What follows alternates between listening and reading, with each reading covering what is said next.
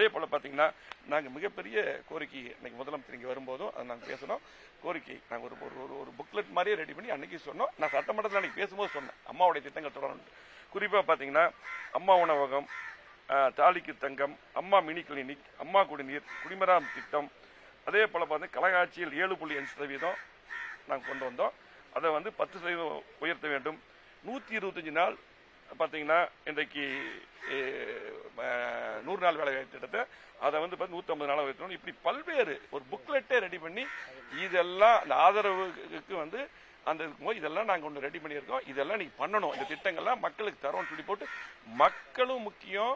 அதே போல பார்த்தீங்கன்னா இன்றைக்கு நாங்கள் எங்க பின்னாடி திமுக எதிர்ப்பு முக்கியம். இப்படி அரசியல் அவங்க பண்ணி வந்தங்காட்டி தான் 2 பேரும் ஒரே கோர்ட்ல வந்தங்காட்டி தான் நாங்கள் அந்த ஆதரவு கொடுத்தோம். அதே போல பார்த்தீங்கன்னா எங்களை பொறுத்தளவுக்கு அதே போல சில பேர் என்ன பண்றாங்க, நாங்கள் கட்சி ஆஃபீஸ் போறோம், கட்சி ஆஃபீஸ் பிடிக்க போறோம்னு சொல்லி சில ஊடகங்கள் பிளாஸ் நியூஸ் போடுறீங்க.